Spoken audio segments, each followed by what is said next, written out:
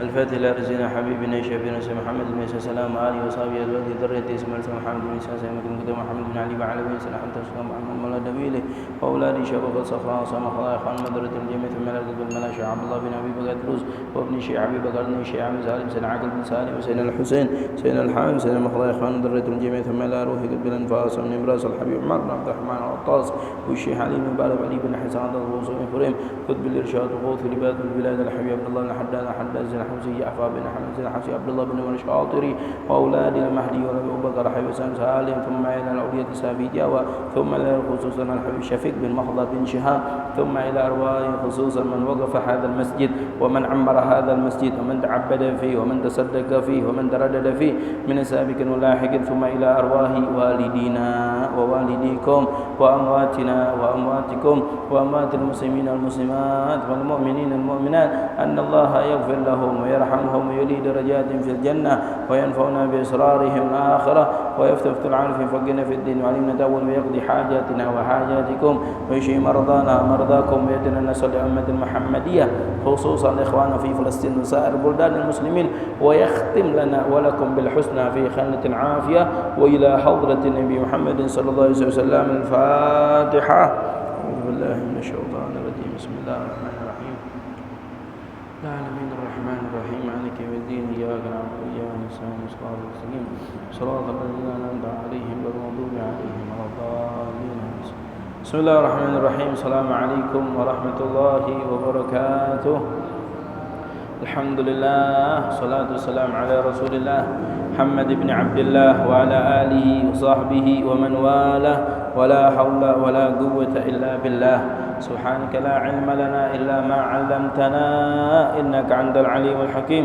رب اشرح لي صدري ويسر لي أمري واحلل عقدة من لساني يفقهوا قولي وسدد لساني واهد قلبي بحق محمد صلى الله عليه وسلم. اللهم ارزقنا فهم النبيين وحفظ المرسلين وسرعة الهام الملائكة المقربين. اللهم أعقلنا بالعلم وزينا بالحلم وأكرمنا بالتقوى وجملنا بالعافية يا أرحم الراحمين يا أرحم الراحمين يا أرحم الراحمين. نوينا تعلم والتعليم والتذكر والتذكير والنفع والاندفاع والإفادة والاستفادة الحث على التمسك بكتاب الله تعالى سنة إلى رسوله والدعاء إلى الهدى والدلالة الخير وابتغاء مرضاته وقربه وثوابه من الله تعالى. نوينا كما نوى سلفنا الصالحون وعلى ما مشايخ الكرام. اللهم ادخل نياتنا في نياتهم وأعمالنا في أعمالهم طاعتنا في طاعتهم وارزقنا محبتهم ويتوفانا على ملتهم ويشرنا في زمرتهم. آمين آمين يا رب العالمين. Alhamdulillah, segala puja-puji syukur kita kehadirat Allah Subhanahu wa taala telah memberikan kepada kita semua nikmat iman, Islam serta taufik dan hidayah sehingga kita dimudahkan untuk hadir di dalam pengajian rutin kita di dalam mengkaji daripada kitab tasawuf lil Imam Al-Habib Abdullah bin Alwi Al-Haddad di dalam kitabnya Risalatul Muawanah. Alhamdulillah kita telah sampai halaman 45. Di halaman 45 di baris yang ketiga. Bismillahirrahmanirrahim.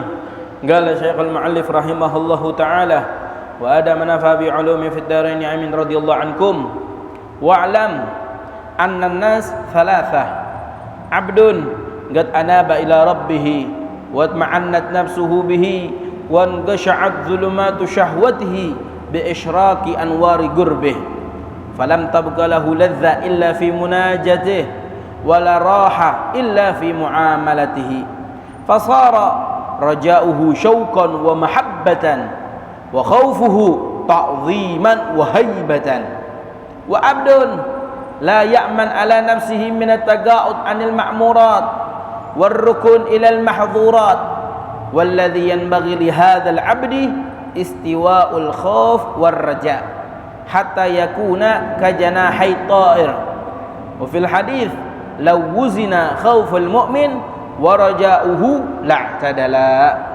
wa hadha halu aktsaril mu'minin wa abdun qad ghalaba alaihi takhlid wastawla alaihi tafrid fallaik bihi ghalabatul khauf alaihi liyanzajira anil ma'asi illa indal maut fayanbaghi an yakuna raja'uhu ghaliban ala khaufihi liqaulihi alaihi salatu wassalam la yamutanna ahadukum illa wa huwa yuhsinu dzan billah.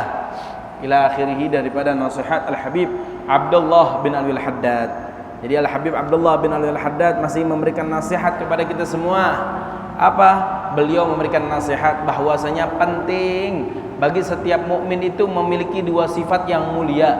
Yang mana dua sifat mulia ini adalah buah yang paling lezat, yang paling bagus ya, daripada keimanan seorang mukmin. Kita itu beriman, tapi setiap orang yang beriman apakah mendapatkan daripada buah yang mulia ini? Nah, maka kita perlu yang namanya kita mengetahui apa buah yang paling lezat, yang paling bagus terhadap keimanan seorang mukmin. Kalau dia udah benar-benar yakin, dia benar-benar beriman, apa buah yang paling bagus didapetin? Adalah dua sifat. Yang pertama sifat roja, yang kedua adalah sifat khauf. Wajib bagi setiap mukmin memiliki dua sifat tersebut, tanamin di dalam diri. Kemarin Imam Haddad ngasih tahu bagaimana cara menanamkan diri sifat roja. Apa itu roja? Roja itu selalu berharap kepada Allah, selalu yang namanya mengerjakan amal taat, giat, semangat untuk mengerjakan amal taat. Itu namanya sifat roja. Kalau seseorang udah numbuh, udah ditanam sifat roja, maka dia akan semangat untuk mengerjakan amal taat, amal ibadah. Bagaimana cara menumbuhkannya?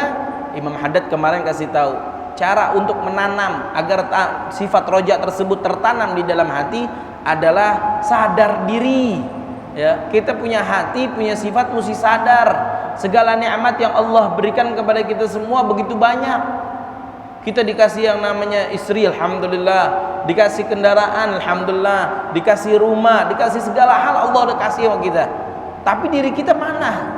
Mana balasan yang patut kita berikan kepada Allah? Ya, harta alhamdulillah Allah udah kasih, rumah alhamdulillah Allah udah kasih. Padahal amal ibadah kita sedikit. Amal ibadah kita lalai. Banyak orang-orang yang giat beramal ibadah, lebih pantas Allah berikan kepada mereka. Tapi Allah masih memberikan kesempatan untuk kita yang namanya diberikan hal itu semua. Berapa banyak nikmat yang Allah berikan dari kesehatan, dari rezeki, daripada harta, ya, segala hal Allah sudah berikan nikmat kepada kita semua. Maka tanemin diri ya di dalam hati kita, nikmat Allah ini begitu banyak, rahmat Allah begitu banyak, padahal diri kita maksiat mulu. Maka akan timbul rasa senang. Kita aja sama manusia ada berbuat baik sama kita. Kita cuma dikasih berapa harta sama dia, tapi kita ada sifat kagak enak tuh sama dia. Kalau dia udah rajin ngasih hadiah sama kita, nanti dia ngomong A, kita pengen ke B, kagak enak. Dia lagi butuh bantuan, kita malas bantuin. Tapi karena dia baik, tiap hari dia ngasih hadiah, tiap hari dia baik sama kita, senyumin kita mulu, akhirnya bagaimana? Kagak enak tuh gitu. Nah, penting bagi diri kita untuk yang namanya sifat ya kagak enak terhadap siapa? Allah Subhanahu wa taala. Allah udah kasih nikmat, tiap hari dikasih nikmat sehat. Tiap hari kita dikasih yang namanya nikmat, yang namanya dapat yang namanya melihat ya suatu hal, dapat yang namanya mendengar, dapat berjalan, dapat beraktivitas. Berapa banyak orang-orang punya kaki nggak bisa jalan, orang punya mata nggak bisa ngelihat, orang punya mulut nggak bisa ngomong. Kita semua alhamdulillah dikasih sama Allah ya. Maka bagaimana penting bagi kita untuk menanamkan sifat roja, senang nikmat yang Allah berikan tuh kita senang, sehingga dengan kesenangan, kegembiraan diri kita kepada nikmat yang Allah terus berikan kepada kita semua, akhirnya timbul sifat roja, yaitu kita selalu giat, semangat untuk beribadah kepada Allah Subhanahu wa taala. Itu roja. Yang kedua sifat khauf, takut. Orang ini mesti ada sifat takut sama Allah. Ya, bagaimana caranya? Yaitu dengan cara ya, sering-sering dengar hadis, sering-sering dengar yang namanya ayat Al-Quran, sering-sering dengar kisah-kisah umat-umat terdahulu yang Allah Subhanahu wa taala turunkan azab kepada mereka semua. Sering-sering dengar, apalagi di dalam surat Al-A'raf Allah Subhanahu wa taala berfirman, afa amina ahlul qura an ya'tiyahum ba'suna bayatan wa hum naimun. Apakah ada satu yang namanya kampung, mereka merasa dirinya aman ketika malam hari mereka tertidur ya daripada azab Allah? Apakah ada kayak gitu? Kagak ada. Ya, dikatakan bahwasanya fala ya'man makrallah illal qaumul khasirun. Nggak ada yang merasa aman daripada murka Allah kecuali orang-orang yang mereka khasirun, orang-orang yang mereka rugi. Takut, kita ini takut. Kita bermaksiat mesti tanamin sifat takut. Allah Maha Qadir, Allah mampu, Allah Qahhar. Ya, Allah memiliki sifat-sifat yang benar-benar berkuasa. Mampu bagi Allah untuk yang namanya menghancurkan diri kita, mampu. Udah berkali-kali Allah tunjukin berapa banyak orang-orang yang dijatuhin derajatnya sama Allah Subhanahu wa taala. Tadi derajatnya di atas, cuma sedikit kesalahan aja Allah udah hancurin dia. Yang tadi derajatnya rendah, dengan kebaikan yang dimiliki sama dia, ya, dengan suatu hal yang Allah berikan rahmat kepada dia, langsung tinggi derajatnya dia. Banyak. Ya, kayak kemarin tuh kejadian yang kemarin masalah penjual es teh. Itu udah Allah Subhanahu wa taala berikan pelajaran kepada kita semua. Berapa besar rahmat yang Allah berikan kepada seorang hamba kalau Allah menghendaki, berapa besar ya murka Allah yang Allah akan berikan, iqab, hukuman Allah akan berikan kepada seorang hamba apabila Allah murka. Cepat kewajiban bagi kita untuk yang namanya mengambil pelajaran. Allah udah tunjukin nih. Ya, kemarin juga kisah ya daripada kota Amerika kemarin di Los Angeles, akhirnya begitu besar kebakaran ya, yang akhirnya menghabiskan daripada rumah yang begitu banyak, rumah yang harga triliunan, semuanya habis. Allah Subhanahu wa taala turunkan daripada azab. Begitu juga tsunami dulu kita di Aceh, berapa banyak tuh azab yang Allah berikan, hukuman yang Allah berikan. Ya, afa amina ahlul qura an ya'tiyahum ba'suna ya wa hum naimun bayatan wa hum naimun. Apakah ada satu kampung yang kampung tersebut merasa aman ketika datang azab Allah sedangkan mereka dalam keadaan tertidur? Ada yang jagain mereka? Nggak ada, kecuali Allah Subhanahu wa taala. Tanamin sifat khauf, takut azab tersebut datang terhadap diri kita. Itu bagaimana caranya? Yaitu dengan cara sering-sering mengambil iktibar, mengambil pelajaran. Yang kemarin masalah penjual es teh, ambil pelajaran, bukan dicaci maki. Astagfirullahaladzim. Ini kadang-kadang kita ini sifat kita nih, ya. Yang penjual es teh aja udah maafin, yang melakukan kesalahan udah minta maaf. Kitanya rusuh, kagak, belum sah tuh dimaafinnya, belum pantas begitu. Astagfirullahaladzim. Terus ngumbar lagi lewat sosmed media, ya, lewat sosmed langsung dikirim-kirimin lewat WhatsApp. Buat apaan? Kita ambil ibarat, ambil yang namanya pelajaran dari situ, cukup. Untuk menyebarkan aib seseorang itu suatu hal yang nggak pantas, suatu hal yang nggak boleh kita lakuin. Begitu caranya, cari terus dengan cara kita tanemin hal ya khauf tersebut, rasa takut. Akhirnya bagaimana? Takut kita bermaksiat kepada Allah Subhanahu wa taala. Kalau para ulama biasanya mereka menanamkan sifat takut kepada Allah dengan cara step by step. Bagaimana tata caranya? Hormatin dulu ya, kita punya orang tua sama guru. Kita ini sama guru sama orang tua hormatin. Sekiranya kita bermaksiat di depan mereka tuh kita takut, bagus namanya. Kagak enak ninggalin sholat, ada orang tua. Kagak enak begini. Kenapa? Ada guru, ada orang tua. Ya, tanemin sifat takut terhadap orang tua, terhadap guru. Karena guru sama orang tua adalah orang yang dapat kita lihat. Yang dapat kita lihat aja kita kurang ajar. Yang dapat kita lihat aja kita masih bermaksiat di depannya. Berani tuh kita tuh di depan guru kita bawa perempuan pacar kita bawa, kita pegang-pegang di depan guru. Astagfirullahaladzim. Udah tahu gurunya udah ngasih tahu jangan pacaran. Dia enak banget tuh. Bawa boncengan sama pacarnya berdua di depan guru atau di depan orang tuanya yang orang tuanya larang yang namanya pacaran. Bisa tadi begitu tuh. Auzubillah min dzalik. Jangan takut, tanamin rasa takut terhadap orang tua, terhadap guru. Tujuannya apa? Terhadap orang yang kita lihat ini kita akan merasa takut. Insya Allah kedepannya akan kita merasa takut kepada siapa? Kepada Allah Subhanahu wa taala. Dan sekarang yang nyata aja nggak takut. Guru aja, orang tua aja kagak takut. Pengen takut sama Allah, bohong. Lah emang yakin Allah itu ada? Mana? Mesti tanamin tauhid, tanamin kepercayaan itu mesti ada. Lah kalau misalkan suatu hal yang nyata, yang kelihatan, dia udah nggak takut. Ya, apalagi tentang yang namanya keimanan. Karena seseorang tidak bakalan takut kepada Allah kecuali keimanannya telah tertanamkan di dalam hati. Kayak dulu kita dulu masih kecil. Ya Allah, kita masih kecil. Kita masih kecil, orang tua kita ngajarin ayo puasa. Masih kecil tuh kita diajarin puasa sama orang tua. Lah emang kita puasa pengen apa dulu masih kecil? Pengen dapat hadiah, pengen dapat uang, pengen dapat hadiah. Sampai kita ngumpet-ngumpet kadang-kadang, dan kecil tuh kadang-kadang ngumpet-ngumpet. Wah, mumpung kagak ada orang tua, buka yang namanya lemari es, minum siang-siang tengah hari bolong. Nah ini diri kita takut. Tanamin dulu sifat takut kepada orang yang terlihat. Nanti akan timbul sifat takut kepada Allah Subhanahu wa taala. Karena sedikit demi sedikit, ya, ila akhirih. Begitulah caranya. Karena yang namanya keimanan itu untuk ditanamin ke dalam hati butuh proses. Ya, ila akhirih. Maka penting bagi kita untuk menanamkan rasa takut. Jadi gitu, kita hormatin. Kita punya guru, kita hormatin. Kita punya orang tua, kita hormatin. Bagaimana? Kita nggak mau mengerjakan maksiat di depan mereka. Kita nggak mau melakukan suatu hal yang mereka benci di depan mereka. Sedikit demi sedikit. Tapi kalau misalkan di depan orang tua, depan guru udah berani. Bawa pacarnya ini itu maksiat di depan guru sama orang tua, kita berani. Maka bagaimana pengen takut kepada Allah?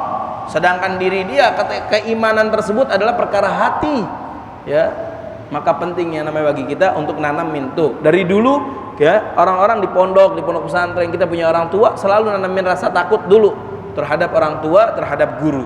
Tanamin sampai kita takut yang namanya guru kita tuh, kita jalan di belakangin, ya. Guru kita jalan ngebelakangin guru kita takut benar-benar. Kita dengerin kainin aja, apa namanya, sendalnya, tek takut, udah kita langsung mesti namanya kita menanami rasa takut dulu tuh, ya. Dengan cara seperti itu ntar akan timbul rasa takut kepada Allah Subhanahu wa taala ila akhirih.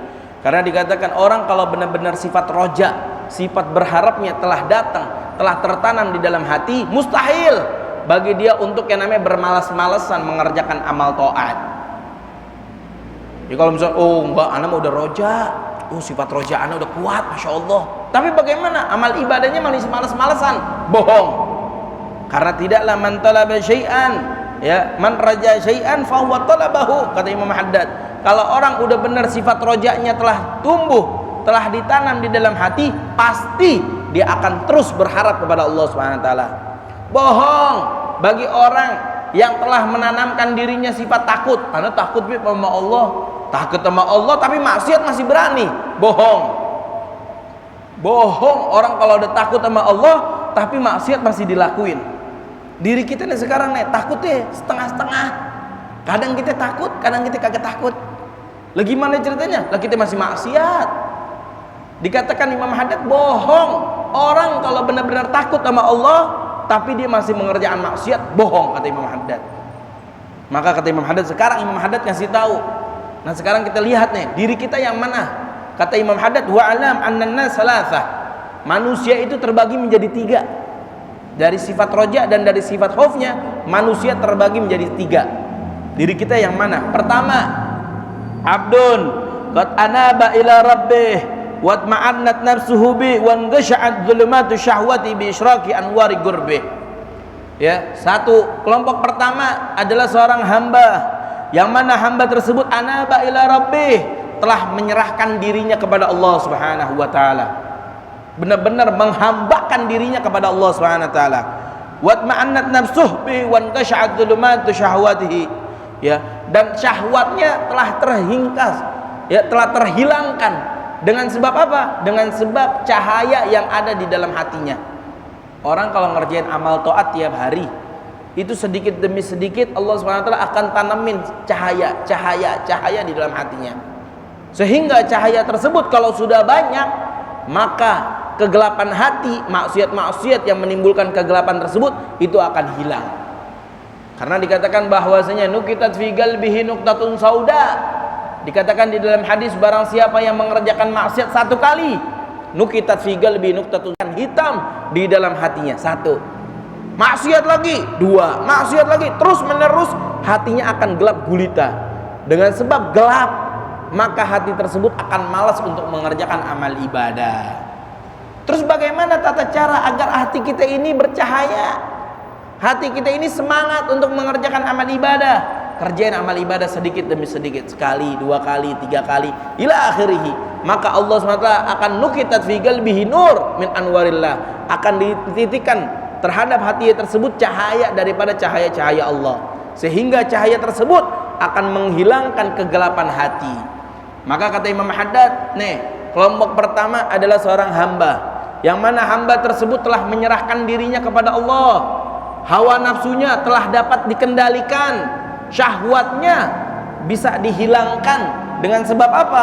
Dengan sebab cahaya yang telah terpancarkan di dalam hatinya. Falam tabqa lahu ladza illa fi munajatih. Ketika dia berharap kepada Allah, bermunajat kepada Allah, meminta kepada Allah, dia akan mendapatkan daripada kelezatan. Tidak ada kelezatan yang dia dapatin kecuali satu, ketika dia sedang munajat, sedang meminta kepada Allah Subhanahu wa taala.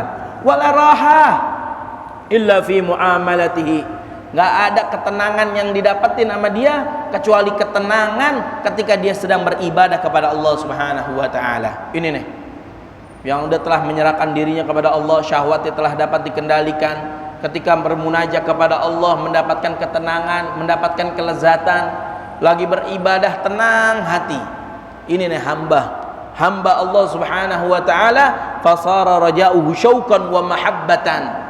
Sifat rojaknya, sifat berharapnya kepada Allah, sifat beribadahnya kepada Allah bukan kayak kita. Kalau kita sholat zuhur, sholat maghrib, sholat asar, sholat 5 waktu, isqatul wujub, cuma gugurin kewajiban. Kalau mereka, golongan yang pertama, ketika mereka beribadah kepada Allah, syauqan wa mahabbatan, rindu, cinta dengan amal ibadah. Dengar suara azan, langsung pergi ke masjid, langsung cepat-cepat mengerjakan sholat. Syauqan, rindu, wa mahabbatan, cinta dengan amal ibadah. Dengar sholawatan, pengennya bawa anak hadir. Wah, ada maulid di situ tuh. Ada perkumpulan baik di situ, ada majelis taklim. Bawaannya apa? Syauq, rindu untuk berkumpul di tempat yang baik.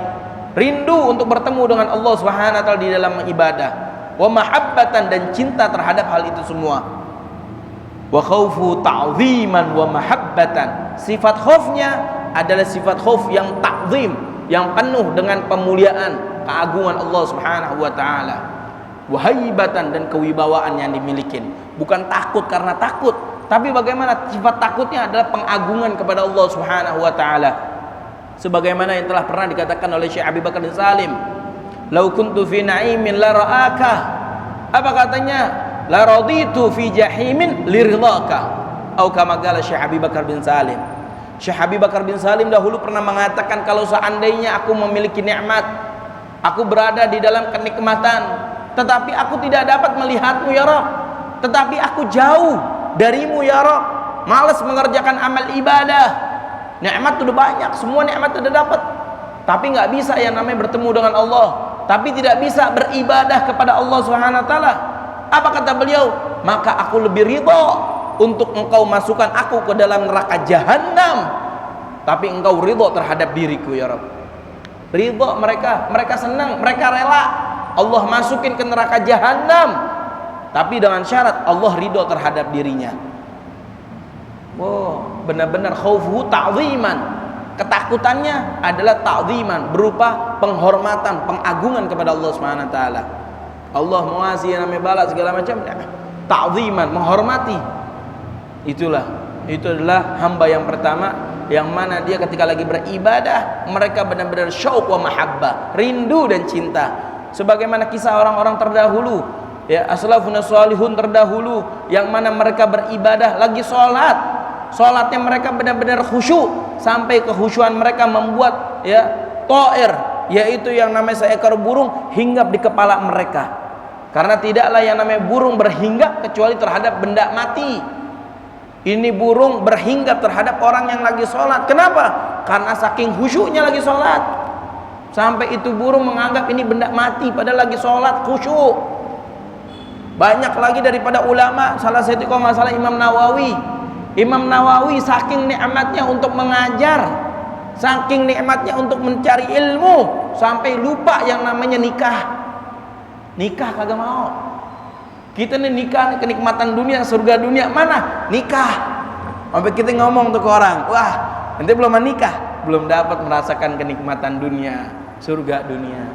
Imam Nawawi, saking nikmatnya mencari ilmu, saking nikmatnya di dalam belajar dan mengajar, sampai lupa nikah, nggak mau nikah. Ditanya, ya Imam Nawawi, kenapa engkau tidak nikah ya Imam Nawawi? Kalau aku nikah yang ada aku disibukkan dengan perempuanku, dengan istriku, sehingga aku lupa yang namanya untuk belajar dan mengajar. Kalau nggak salah Imam Nawawi apa Imam Syafi'i yang lupa di dalam kisah. Kalau nggak salah Imam Syafi'i. Beliau ketika lagi ngajar, lagi mengajar, itu selalu yang namanya di bawahnya apa? Di bawahnya mangkok. Untuk apa? Untuk nadangin darah. Karena beliau punya penyakit ambeien. Terus ngucur tuh darah. Tapi apa? Nikmat. Lagi ngajar, lagi belajar, thalibul ilm. Yang namanya mencari ilmu, ini termasuk orang yang berjalan di jalan Allah Subhanahu wa taala. Ini adalah suatu hal yang diridhoi oleh Allah Subhanahu wa taala. Bahkan dikatakan kalau seandainya Rasulullah SAW hadir, ada masjid. Di dalam masjid ada dua perkumpulan. Ada perkumpulan kayak gini yang membahas tentang al-halal wal haram. Ada perkumpulan di situ lagi berzikir, lagi membaca Quran. Yang mana Rasulullah akan duduk berkumpul di situ? Dikatakan Rasulullah akan berkumpul, duduk bersama orang-orang yang duduk seperti ini, membahas tentang al-halal wal haram, bagaimana tata cara ibadah, bagaimana cara meninggalkan daripada maksiat. Ini Rasulullah akan hadir. Kenapa? Karena perkumpulan seperti ini adalah perkumpulan yang diridhoi oleh Allah Subhanahu wa taala. Sampai Imam Syafi'i sampai ditadangin, nikmat udah syauqan wa mahabbatan, cinta. Yang namanya ilmu benar-benar cinta. Yang namanya hadir di dalam majlis ta'lim benar-benar rindu, sampai lupa sama penyakit taruh yang nama inian, mangkok di bawahnya ya, terus ngocor tuh yang namanya ambeien. Itu orang-orang terdahulu. Banyak orang-orang terdahulu yang uzab. Ada satu kitab yang namanya ulama al-uzab, para ulama yang mereka meninggalkan nikah, nggak mau nikah. Kenapa sebabnya? Karena fokus terhadap yang namanya dakwah ilallah, yang namanya menyebarkan agama, mencari ilmu, mengajarkan ilmu. Terus ini termasuk ibadah. Afdhalul ibadah wa talabul ilm. Paling bagusnya ibadah apa? Adalah mencari ilmu. Maka dikatakan ya bahwasanya asyaddu 'ala syaitan min alfi abid, la alimun wahid asyaddu 'ala syaitan min alfi abid. Atau kama qala Rasulullah SAW. Satu orang alim, pinter, ibadah, rajin, masya Allah, lebih afdol daripada 1000 orang yang beribadah tapi tanpa didasari ilmu. Ibadah tiap hari, wudhunya nggak benar, sholatnya nggak benar, syarat-syaratnya, rukun-rukunnya tidak terpenuhi. Maka bagaimana? Lebih afdol, lebih berat bagi syaitan untuk menipu, menjerumuskan seseorang adalah orang alim. Katanya ala alimun wahid, katanya orang alim walaupun cuma satu, lebih berat bagi syaitan menjerumuskan dia ke dalam api neraka daripada 1000 orang yang beribadah. Maka penting nih kita nih, ini nih kata Imam Haddad ya, golongan pertama adalah mereka yang mereka ketika beribadah syauqan wa mahabbatan, benar-benar rindu, benar-benar cinta ibadah. Ini kata Imam Haddad. Yang kedua, apa itu siapa? Abdun la ya'man ala nafsihi min at-taga'ud anil ma'murat war rukun ila al-mahdhurat. Golongan kedua adalah seorang hamba, yang mana hamba tersebut masih malas-malasan mengerjakan amal ibadah, warrukun ilal mahdzurat, masih suka terjerumus kepada kemaksiatan. Diri kita nih, kita masih malas ibadah, malas yang namanya hadir masjid, malas hadir majlis-majlis ta'lim. Diri kita nih malas, pokoknya untuk mengerjakan amal taat, amal ibadah malas. Tapi kemaksiatan kita getol, masih itu suka yang namanya maksiat. Lihat-lihat suatu hal yang nggak pantas dilihat, masih membicarakan suatu hal yang nggak pantas dibicarakan, masih mendengar suatu hal yang nggak pantas untuk didengar, gibahan, kebohongan, caci maki, masih kita dengar tuh. Maka bagaimana kata Imam Haddad? Apa kata beliau? Maka walladzi yanbaghi li hadzal abad, pantasnya bagi diri kita istiwaul khauf war raja, yaitu menyeimbangkan antara sifat khauf dan sifat roja. Tanamin dalam diri kita tuh, seimbangin dua sifat tersebut, hatta yakunu ka janahit ta'ir, yang mana sampai menjadi dua sayap. ya, sayap yang kanan sifat roja, sayap kiri sifat khauf, sebagaimana dua sayap terhadap seekor burung. Maka tanamin di dalam diri kita sifat roja dan sifat khauf. Kenapa? Karena diri kita masih suka malas-malesan dan diri kita masih suka terjerumus kepada kemaksiatan. Nggak secara totalitas ninggalin amal ibadah, nggak secara totalitas tiap hari maksiat, bukan. Diri kita ini setengah-setengah, masih yang namanya malas-malesan ibadah, masih juga terjerumus kepada kemaksiatan. Maka kata Imam Haddad, ya, maka jadikanlah sifat khauf dan sifat roja sebagaimana dua sayap terhadap seekor burung. Dalam hadis, lawuzina khauful mu'min wa raja'uhu la'tadala, sebagaimana yang telah dikatakan oleh Rasulullah SAW, kalau seandainya orang mukmin tersebut ditimbang sifat khauf dan sifat rojanya, la'tadala, maka sifat khauf dan sifat roja tersebut akan seimbang. Itulah diri kita. Maka tanamin tuh, ya, sifat roja terus kita tanamin, sifat khauf terus kita tanamin. Akhirnya kita akan terbang sebagaimana burung yang terbang begitu indah, ya, begitu tinggi burung tersebut terbang. Jangan yang namanya roja doang, ya, roja tiap hari ibadah, tapi bagaimana ibadahnya bagus tapi maksiat masih terus dijalanin. Jangan maksiat, ya, maksiatnya bagus, maksiatnya ditinggalin, tapi bagaimana ibadahnya ditinggalin, nggak pernah mengerjakan amal ibadah. Maksiat ditinggalin, nggak pernah maksiat, tapi amal ibadah malas-malesan. Jangan, tapi bagaimana seimbang, amal ibadah makin semangat, maksiat makin ditinggalin. Itu yang bagus kata Imam Haddad. Wa hadza hal aktsarul mu'minin, kata Imam Haddad, ini golongan yang kedua adalah golongan yang paling banyak terhadap orang mukmin. Masih yang namanya mengerjakan maksiat, masih yang namanya malas-malesan untuk mengerjakan amal ibadah diri kita. Dan yang ketiga, jangan sampai kita termasuk golongan yang ketiga. Siapa yang golongan ketiga? Abdun qad ghalaba alaihi takhlid wastaula alaihi tafrid. Golongan ketiga adalah seorang hamba yang mana hamba tersebut tiap hari mengerjakan maksiat, takhlid wa tafrid, lalai terhadap amal taat, terus menerus mengerjakan amal maksiat. Jangan. Fallaik bihi ghalabatul khauf alaihi liyanzajira anil ma'asi. Kalau tiap hari maksiat mulu, maksiat terus dikerjain sama dia nih, amal ibadah malas-malesan, lalai sama amal ibadah, maka bagaimana? Tanamin sifat khauf lebih banyak, tanamin tuh dalam hati. Mesti takut, sifat takutnya mesti lebih banyak daripada sifat rojanya. Kenapa? Karena masih terus menerus mengerjakan daripada maksiat. Cara agar kita meninggalkan maksiat adalah tanamin sifat takut. Takut yang namanya ninggalin sholat. Kenapa? Takut diazab sama Allah. Takut bermaksiat. Kenapa? Karena takut diazab sama Allah. Takut pacaran, takut megang-megang perempuan, takut yang namanya peluk-pelukan dengan perempuan yang bukan mahram, takut yang namanya berbicara dengan perempuan yang bukan mahram. Kenapa? Takut diazab sama Allah. Terus tanamin tuh sifat-sifat takutnya. Terus perbanyak daripada mendengar ancaman-ancaman yang Allah berikan kepada orang yang bermaksiat. Perbanyak, kata Imam Haddad. Ya, illa indal maut, kecuali nanti ketika kematian. Ketika kematian datang, jangan tanamin sifat takut. Tapi bagaimana? Fayan bagi an yakuna raja'uhu ghaliban ala khaufi. Ketika udah pengen mati, maka tanemin sifat roja, berharap kepada Allah. Ya Allah, ana tiap hari ya maksiat mulu ya Rabb, tapi Engkau Maha Rahmanir Rahim, Engkau Maha Pengasih lagi Maha Penyayang ya Rabb, maka ampunilah diriku ya Rabb. Terus tanamin sifat daripada sifat roja. Karena dahulu ada satu orang zaman Nabi Allah Musa. Zaman Nabi Allah Musa ini orang tiap hari mengerjakan amal maksiat sampai satu kampung benci sama dia. Kenapa? Karena maksiat mulu. Akhirnya ketika dia meninggal, satu kampung kagak mau sholatin, nggak mau mandiin, nggak mau nguburin, nggak mau kafanin. Apa yang dilakukan sama satu kampung tersebut? Satu kampung langsung itu mayat dilempar ke mazbalah, dilempar ke tong sampah, diasingin. Kenapa sebabnya? Karena satu kampung udah 4 sama dia.